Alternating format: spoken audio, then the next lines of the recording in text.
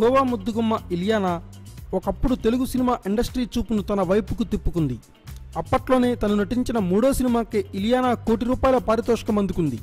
అయితే బాలీవుడ్ అవకాశాలపై దృష్టి పెట్టి ముంబైకి మకం మార్చిన గోవా సుందరి ప్రస్తుతం ఆస్ట్రేలియా ఫోటోగ్రాఫర్ ఆండ్రూ నీబోస్తో అఫైర్ కొనసాగుతున్నట్లు వార్తలు వస్తున్నాయి. వారిద్దరూ కలిసి మొనాకో, బాలి, లండన్, న్యూయార్క్ సిటీలలో హాలిడేస్ను ఎంజాయ్ చేస్తున్నట్లు వార్తలు వచ్చాయి. తాను అలాంటి దానిని కాదని అందాల తార ఇలియానా చేసిన వ్యాఖ్యలు చర్చనీయాంశమయ్యాయి. ఆమె ఎవరిని ఉద్దేశించి వ్యాఖ్యలు చేసిందనే విషయంపై ప్రస్తుతం చర్చకు దారితీసింది.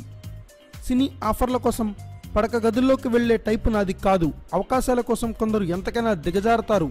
ఛాన్సులు ఇవ్వమని ఎవరినీ ప్రాధేయపడను. అలాంటి వారి వల్ల నాకు అవకాశాలు తగ్గాయి తప్ప మరో కారణం కాదు అని ఇలియానా ఇటీవల ఓ మీడియాతో చెప్పినట్లు సమాచారం.